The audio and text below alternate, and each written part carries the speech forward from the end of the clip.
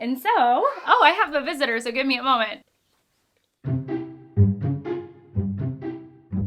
Hey everyone, hi, welcome or welcome back to my channel.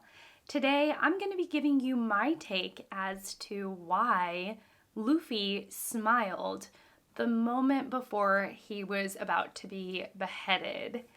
Now, if you are new to my channel and you have no idea what I just said, just know that I am reading and documenting my reading experience of One Piece by Eiichiro Oda. I am notorious for butchering names at this point. And if you're really into the manga, depending on how you want to pronounce it, and you like perhaps thoughtful, in-depth takes on that topic, I would encourage you to subscribe. I also do just talk about my reading life very enthusiastically and really excitedly, just about what I'm buying, what I'm reading, what I'm setting out to do in my reading life, and how I'm trying to enjoy it or attempting to read more or even less, you know, all the details of my reading life. Then this is, I think, the place for you. And I would encourage you to subscribe. Please like the video. It really does mean a lot to me. And without any further rambling on, let's go ahead and get into the meat of this video. So Luffy and his gang are at Rogue Town, which happens to be where Gold Roger died. Gold Roger is iconically gets the first page in the One Piece journey. He has the very, very first page, and it is his execution, which I think at the time really confused me, because I'm like, did I miss a pre-story? I don't know what's happening. But this guy named Gold Roger is becoming executed, and what he says with a grin on his face or a smirk on his face is that he says, "My treasure? Why, it's right where I left it. It's yours if you can find it, but you'll have to search the whole world." And whole world is in bold. And this is what launched the age of piracy here in our world of One Piece. Everybody wants Gold Roger's treasure. He is known as the king of the pirates. He had achieved it all. Wealth, fame, and power had been his. And then he is executed. And iconically also, it's Gold Roger is our main hero, Luffy's icon.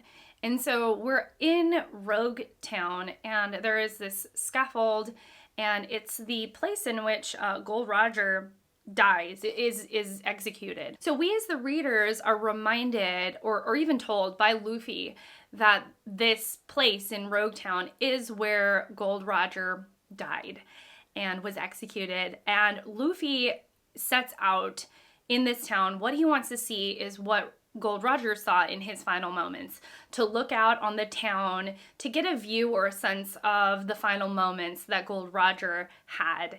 And so Luffy's standing up on this scaffold and looking out on the town and having this moment of sort of walking in the same path as his hero.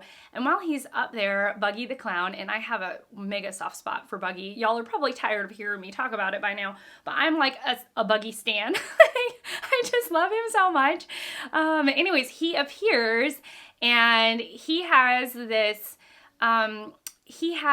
this way of somehow capturing Luffy. He's got a knack for capturing Luffy, and I wonder if this is something that we're going to see moving forward. We're going to see him kind of get Luffy's goat multiple times by capturing him, probably because they are both eaters of the devil fruit, and even though they have different magical powers, I think they understand the ramifications or the constraints of the devil fruit in some way. So the way Buggy catches or constrains Luffy is in stalks. So his hands, Luffy's hands are stuck, and his head is stuck. And it's almost the position, I think, that one would have before their head was chopped off with a guillotine. it's a similar. Maybe I'm only thinking that because Buggy tries to behead Luffy, which is not cool. But not cool, Buggy. To be real, not cool. So Luffy is constrained. I asked, and y'all have kindly told me that Luffy's gum powers, he needs kind of like a wind up. You guys mentioned someone in Marvel, like Mr. Fantastic. I don't know because I don't read comic books, y'all. So you're all like, he's not like Mr. Fantastic where he can just stretch on a whim. Like he needs some momentum to get going. Luffy does, for his stretching powers to work. And so, he's really stuck. Can't get anywhere or do anything. Or sometimes Luffy doesn't really think things through. So he also may have just not realized that he could stretch. Because that's how Luffy is. He's not the most intellectual of creatures, but he's emotionally intelligent. Okay, so we'll give him that. So as he is about to be executed, Buggy has the sword. He raises it in the air. And the moment that I wanted to talk about was when Luffy, he says, "Sorry, I'm a goner." And he has this big grin on his face. And even the smoker guy, the person that is smoking 2 cigars, he even says, he laughed. He laughed. The last person to do that, to have the same reaction to an execution, was Gold Roger. So here's what I wanted to talk about. I want to talk about the different ways it could have gone, and then segue into possibilities as to what actually happened. So the moment that one is faced with the death, it could have been a moment in which Luffy was like pleading for his life, begging, crying, pleading, turning into a hot mess express. But I mean, also for good reason. You're about to lose your life and really fighting against that moment. So he could be pleading and crying and sobbing, begging Buggy to set him free, to show mercy on him. He could have just been outright scared, terror, fright, frustration, anger, like how could this happen? I don't know, or incredulous even. So, it could be like begging for his life, angry, frustrated, incredulous, like I can't believe it, almost unable to process the moment of being able to be, being beheaded. What else? He could have really been fighting against the moment. So instead of going with like understanding that Buggy has the power to release him or show mercy on him, he could have been fighting the stalks, like having his feet against the stalks and trying to push himself out and maybe gaining momentum that way. Like just, kicking and screaming and getting in some sort of position to help him unlock the stalks. He could have cried for help because he's not at Rogue Village alone. He's in this town where he has his crew with him. There's Sanji and Usopp and Zoro and Nami, and he is high enough that I think perhaps he could have screamed and yelled and cried for his team members to come and save him. So that could have been an option.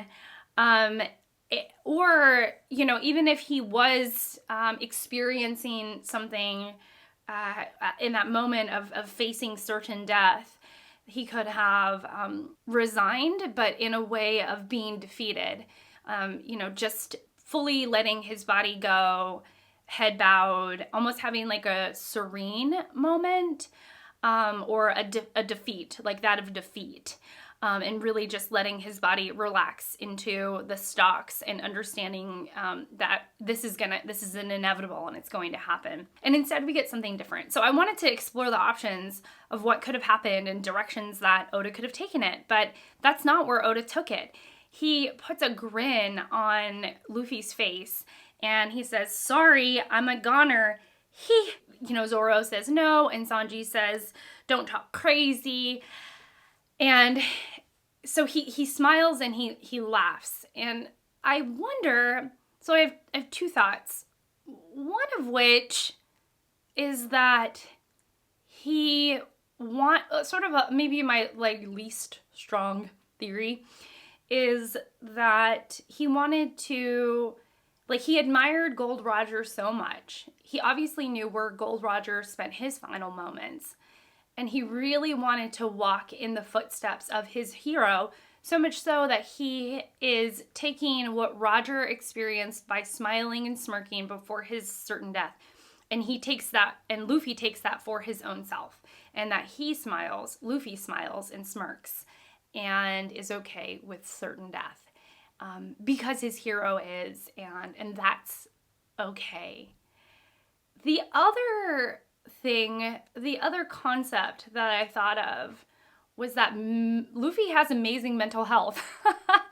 Luffy's at peace with his life. There's all, now we get into the question of fate versus what we ourselves can control.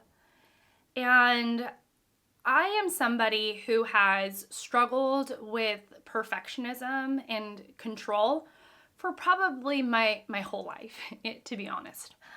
I constantly remind myself as I get older and as I think, and I live my life and I want to grow. I don't want to be someone who is so controlling, because that control really is, it's the illusion of control. There's only so much that I myself am in control of. My words, my actions, my thoughts. And even then, there's so much in our world that penetrates the paths that we're on, that tempt us, there's so much external that around me. I have kids and they test my patience. I have things to do, but sometimes my own self gets in the way of the things that I need to do to run a household, to be a functioning human being, to be doing my work in the world. My own self distracts me. my own everything. Like, there are things that get in the way of sort of living a life in which I can always make a decision that is in line with my beliefs and my thoughts and what I am able to control. And sometimes I don't make good decisions, even as I try to make careful, thoughtful, choices in my life. So, with Luffy up there, it's like there is, what we can control, and then what we delude ourselves into believing what we can control, and then what we cannot control, and surrendering to what we cannot control, which is what I'm trying to get to.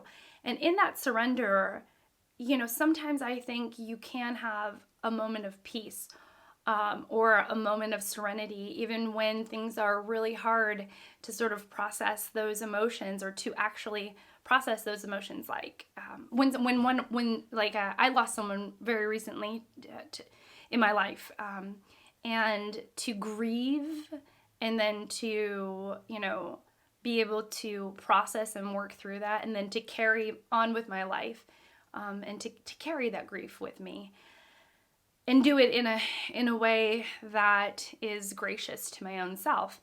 So what I'm trying to say is that Luffy, I think, I wonder if he understands that he can't control this moment, and his reaction to it, just like me carrying my grief and being able to find joy even through hard moments. I wonder if he's laughing in the face. A dramatic moment, my camera battery died, but I wonder if he's laughing at fate, like both accepting it and not laughing at it, but laughing at the fact that, like, holding his fate lightly. I think that's where I'm getting, is that he's holding his fate lightly. And I wonder if that's what's happening here, because why else would he laugh? I mean, maybe you all have insight that I don't have, or maybe you all have theories that I don't, I cannot anticipate or see right now. But he says, sorry, I'm a goner, he, or ha, or whatever, however it really translates to. So I wonder if he's saying, you know, if he's apologizing to his own self for not achieving the goals that he wanted to achieve, and accepting the fact that he's going to be gone, and so he won't be the king of the pirates, and that's okay, and maybe apologizing to his own self by saying, you know, the dream didn't happen, like this is the end of the road. And I think that's my strongest theory on this, is that he laughs at the way that the cookie crumbled.